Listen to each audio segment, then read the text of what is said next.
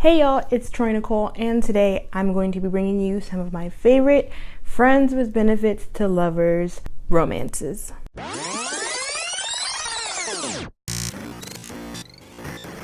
So you might be wondering why I didn't just put friends to lovers and I put friends with benefits to lovers.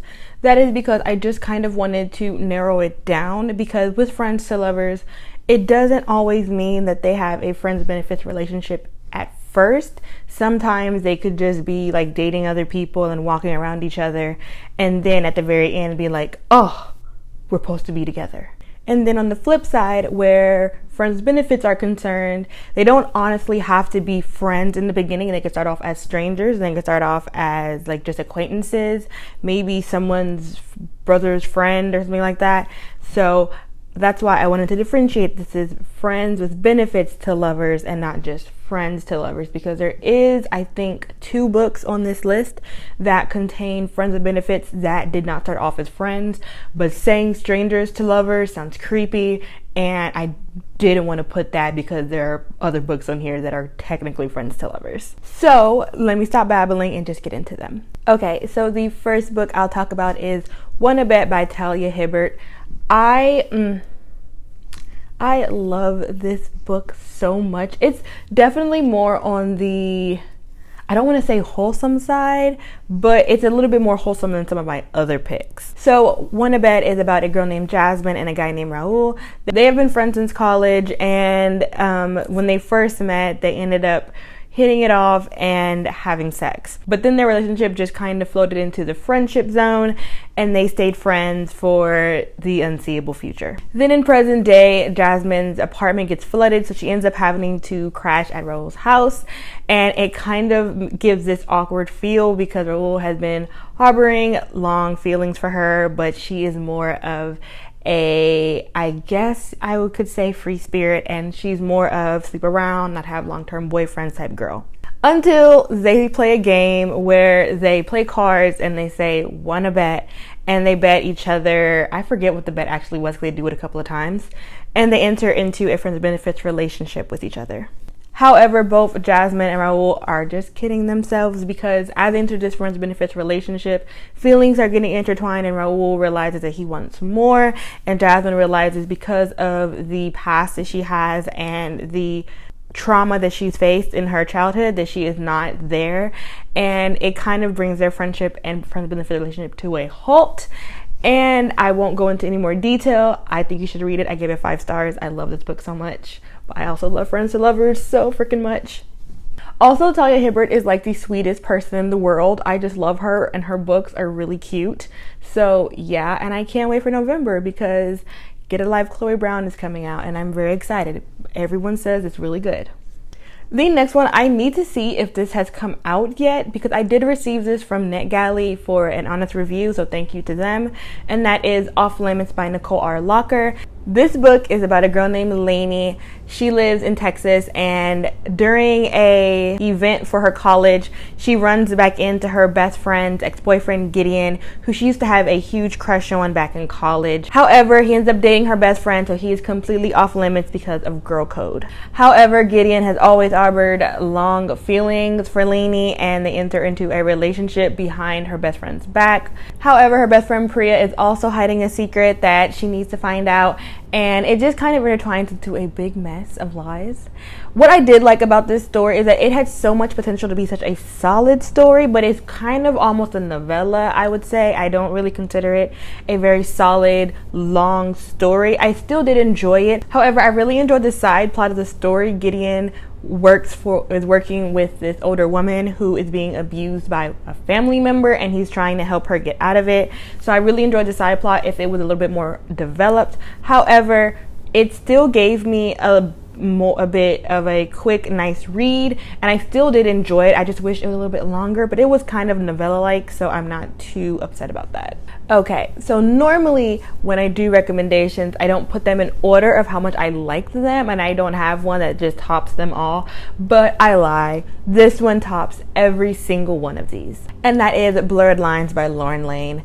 This book I gave 5 stars. It is about a girl named Parker and a boy named Ben. They spend most of their college time telling everyone that boys and girls can be friends without there being a sexual or emotional relationship behind it. They even go as far as to move in together after college is over. However, when Parker's steady boyfriend breaks up with her, she's kind of in a rut and she decides that she's gonna live life like Ben and just sleep around. However, it turns out that she can't do it, so she enlists Ben to be her sex buddy instead. At first, he's apprehensive because even though he knows Parker is gorgeous, he does not want to lose his best friend, but they do end up entering a relationship, and it gets very awkward and very hard when Parker's ex decides that he wants her back, and then Ben starts dating one of Parker's coworkers. When I tell you, Ben is sweet and I love him. I really love reading the guy's perspective because I'm so used to reading the girl's perspective, but guy's perspective is just so much more interesting to me. I don't know why. Am I a misogynist? Maybe. I don't think so though. Who knows? I just really like reading the guy's perspective, and he was so sweet and so cute. But oh my god, this story is so sweet and it's just so adorable and still sexy at the same time. So this one's definitely probably my favorite out of the 5 I'm going to tell you guys about.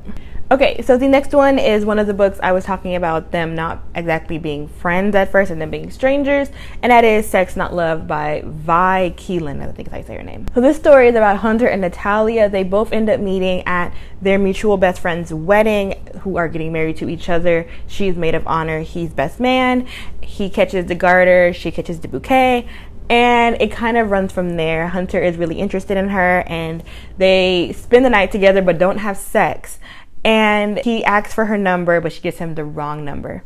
A year later, they meet again for their friend's baby shower, and he definitely is not happy with her for giving him the wrong number, so he asks her again, and this time she gives him her mom's number, thinking her mom will run them off. However, her mom does not run him off, and he ends up getting invited to their Sunday dinner and gets invested into her life. Natalia is a single mom taking care of her stepdaughter because her husband is now in prison for embezzling money, so she has full custody of her stepdaughter. Hunter and Natalia enter into a friends with benefits relationship, and from there realize that they might actually really, really like each other and that this is not enough. However, Natalia is still getting over Garrett and all the lies and betrayal that she feels and is not ready to open up, and Hunter has some problems of his own that you get a backstory of, and I'm just like, bruh. Where is the loyalty? I will say about this book, it takes very long to get to the friends with benefits part of this. Like, it's a very walking around each other trying to get there, but taking a while to get there. Like, it takes a minute before they get there. Not gonna lie, but I really enjoyed this one. I give it 4 stars. It's just, Hunter is amazing. Okay, the last book I'll talk about is Heavy Issues by L. Icart.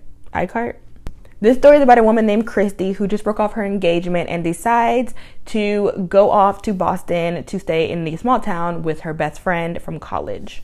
While there, she decides that she is calling it off for all men and deciding that she is just going to hire a escort or prostitute, I guess, gigolo, whatever you want to call it, to make her sex dreams come true because she has not had the best relationship with sex nor her body. Enter Cole Bowen. This is part of the Bowen Boys series. This is the second book. The first book is about the oldest brother named James, I think. However, enter Cole. He has had the hots for her for a very long time, but he does not do complicated, and he thinks that she has complicated written all over her until she ends up throwing her engagement ring, and he finds it and to return it when he hears her going off about not believing in love and just wanting sex. They enter into a friends with benefits relationship, like all of these books, I know.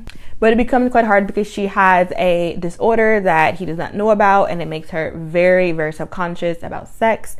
And he opens her up to more things and more sex and just loving herself.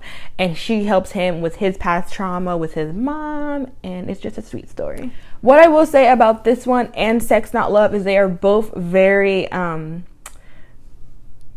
can I say this? The men in both stories are very vulgar and crass. So if you are a little bit on the inside of wanting to hear dirty talk, definitely don't read Sex Not Love and definitely don't read Heavy Issues, because these guys kind of take crude to a whole different level. And also, I will say with Heavy Issues, it is very smutty. I actually didn't realize how smutty it was going to be until I already was reading it. And when I tell you it's smutty, it is smutty. Sex Not Love is not as smutty as this one. This one's definitely smut based, but there's still a lot of stuff going around going on around it. Also, this includes fake dating because Cole decides that he needs her to help him fake date so all the girls in town will leave him alone. So you got two tropes. You got fake dating and friends with benefits. So yeah, that wraps up my friends with benefits to lovers 5Rec Friday. I hope you enjoyed it.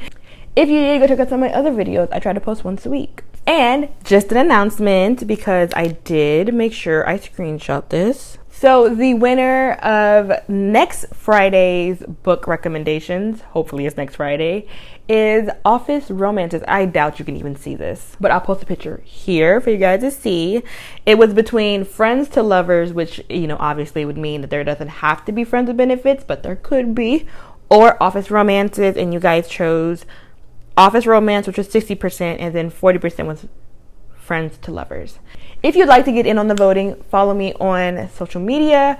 I post polls on Instagram, so my Instagram is TheBookishWallfleur. I will leave a link below for you to follow me. That way you can join in on all the polls when I post them. And don't forget, I premiere all these videos so you guys will know when this is coming up. I hope you enjoyed, and I'll see y'all in the next one. Peace.